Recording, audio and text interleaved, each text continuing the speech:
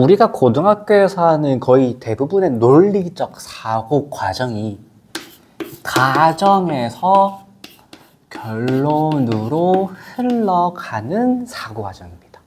그죠? 오늘 할 게 이거예요. 그래서 우리는 이제 가정이라고 하는 조건 P, 그 다음에 결론이 될 또 조건 Q를 가지고 와서 P이면 Q이다 라고 하는 이 가정에서 결론 넘어가는 가장 기본적인 논리학의 사고 과정을 할 겁니다.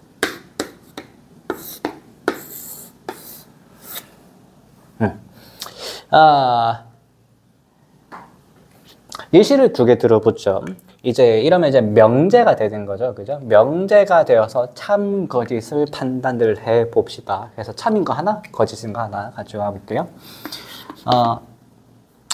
x가 4의 배수. 그죠? 이 면에서 이 화살표를 씁니다. 이 화살표가 이 이면이라고 하는 이 논리적 연산의 기호거든요. 그러면 x가 2의 배수이다 라고 하는 명제 하나. 그 다음에 두 번째 명제입니다. 두 번째 명제가 뭐냐면 x, y가 무리수. 이 면 x 더하기 y가 무리수이다. 두 명제 중에 무엇이 참이고 무엇이 거짓일까요? 첫 번째가 참이고요. 두 번째가 거짓입니다. 이러면 여러분들은 이제 본능적으로 무엇을 생각하시냐면은 지난 시간에 배운 반례라고 하는 것을, 물론 이 단어 난 저거 반례 생각해야지 이게 아니지만 이 명제가 성립하지 않는 예시를 떠올리셨을 거예요. x가 루트 2이고 그 다음에 y가 마이너스 루트 2와 같은 예시요. 그러면 둘을 더하면 0이잖아요. 물수가 안 되잖아요. 그죠? 그래서 우리 이런 걸 이제 반례라고 부르고 저번에 전에 했죠. 그 다음에 첫 번째를 증명해 볼 겁니다. 하다 보니까 떠오른 건데요. 여기 이거 쉼표 있죠. 이 쉼표는 논리학에서 그리고라고 딱 정해버립니다. x 그리고 y가 무리수일 때예요. 또는이 아니에요. 해서 여러분들 중학교 2차 방정식 처음 배울 때 아마 학교 선생님이 계속 이러셨을걸요. x가 2차 방정식을 풀었을 때 그림 두 개가 나왔어요. 2하고 3이 나왔는데 여기에다가 절대로 쉼표 쓰지 말아라고 하는 학교 선생님들이 한 10분 중에 7분, 8분이었을 거예요. 그 이유가 이것 때문에 그래요. 쉼표가 뜻하는 게 그리고이거든요. x가 동시에 2이면서 3일 수가 없거든. 그래서 아마 교과서에서도 또는 이라고 쓰도록 반드시 약속을 지켜라 말했을 거예요. 할 얘기가 더 많지만 여기서 그만하고 증명해 봅시다. 첫 번째, x가 4의 배수.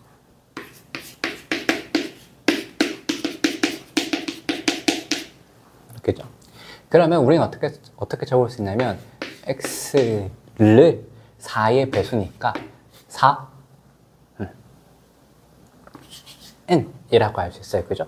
그럼 우리가 세로 문자를 썼잖아요. 이 세로 문자를 쓰면은 이 문자도 정의해줘야 돼. n은 자연수. 이렇게. 그래서 우리는 4의 배수라고 하는 거는 다 양의 배수, 자연수에서만 생각하지 다른 거에 생각하지 않잖아요. 그죠? 하자. 그죠? 그러면 x는 어떻게 적을 수 있냐면 등호록해서 연결할까요? 지우개 어디 갔죠? 등호록해서 연결할까요? 하자 했으니까 안 돼. 그러면 x는 2 곱하기 2n이라고 할 수 있어요.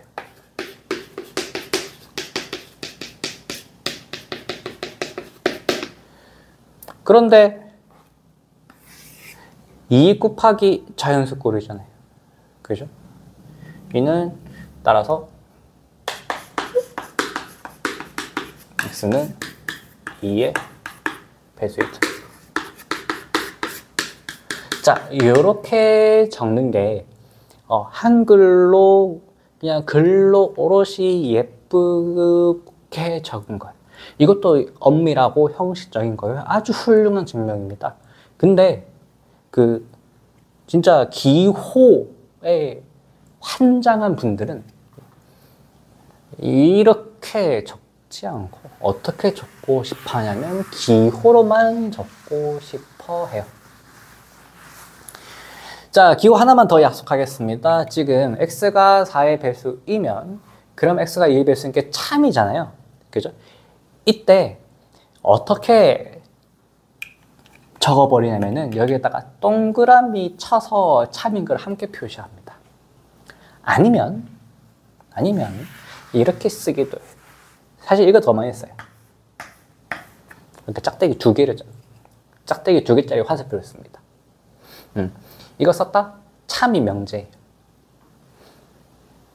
자, 그 다음에 밑에 두 번째는 이게 틀린 명제이잖아요. 그때는 어떻게 표시하냐면 이렇게.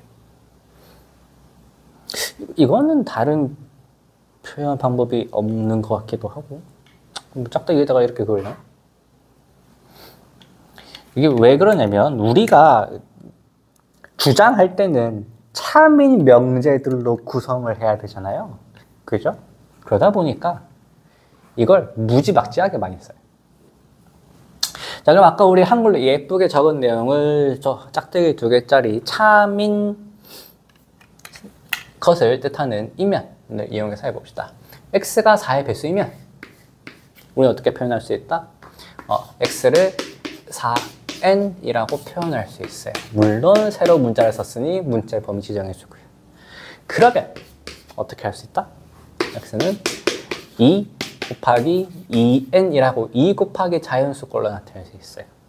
너는 바로 뭐다? 그치, 짝수다 라고 적으시거나 2의 배수다. 증명 끝났습니다. 근데 이런 거에 이제 미쳐버리는 거예요. 그 한글로 길게 적어야 되는데 우와 논리 기호를 썼더니 너무 이쁘고 간결해. 미쳐버리는 거죠.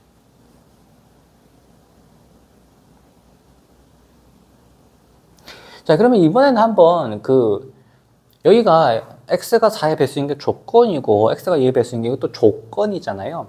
조건이 우리는 무엇을 생각할 수 있어요? 진리집합이라는 걸 생각할 수 있죠. 진리집합을 생각해 봅시다.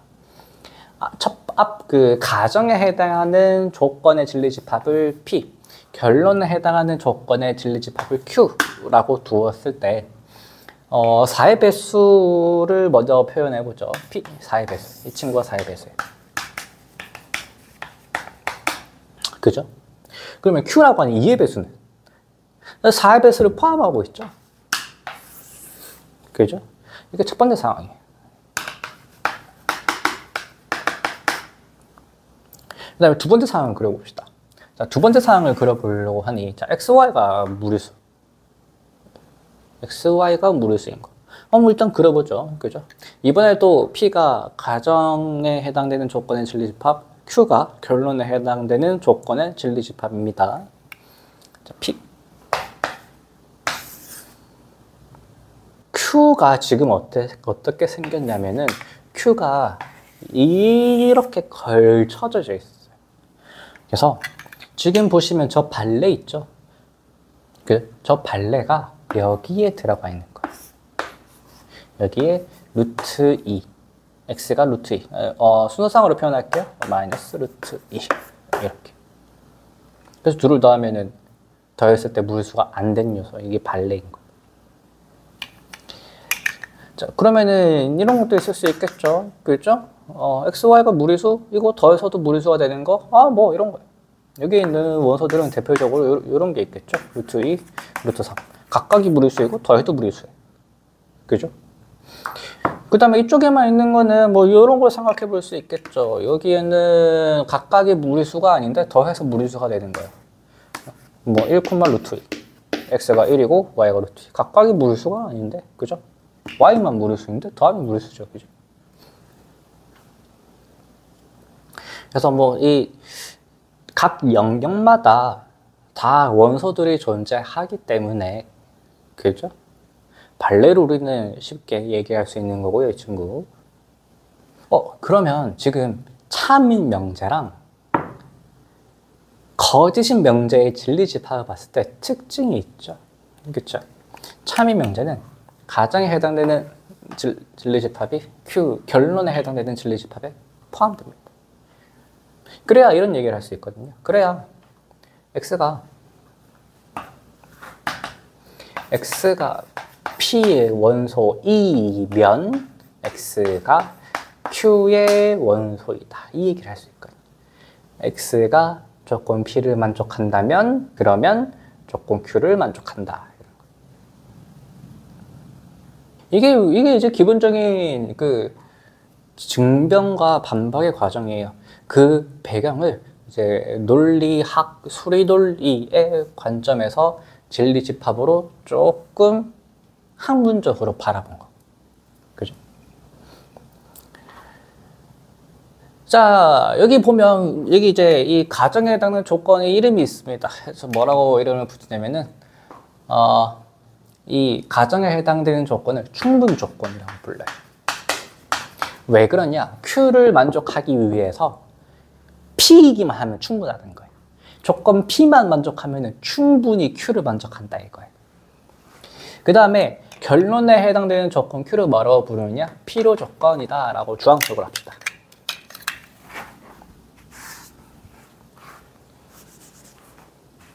필요 조건이다 라고 불러요. 왜 필요 조건이냐면 그 P를 만족하기 위해서는 Q만 필요한 게 아니에요. 그죠? P라는 모양을 만들 것이 여러 가지 조건이 필요해요. 그 중에 하나예요. 그죠? 그래서 필요 조건입니다. 난 저 충분 조건, 필요 조건이 엄청 헷갈렸거든요. 매번 할 때마다. 이 화살표로 쓰면 너무 이 기호가 편한데 P는 Q의 충분 조건이다. Q는 P의 필요 조건이다. 너무 헷갈리는 거예요. 그래서 어떻게 외웠냐? 이게 총 모양이야. 그죠? 그래서 총을 쏘는 게 충분히. 그러면은 총알을 맞으면 피를 흘리겠죠. 그래서 필요 조건. 자, 형식적인 관점이기 때문에 사실은 저 용어도 네, 형식적인 관점에서 바라보시면 충분하다. 자, 그러면 이걸 왜 하느냐?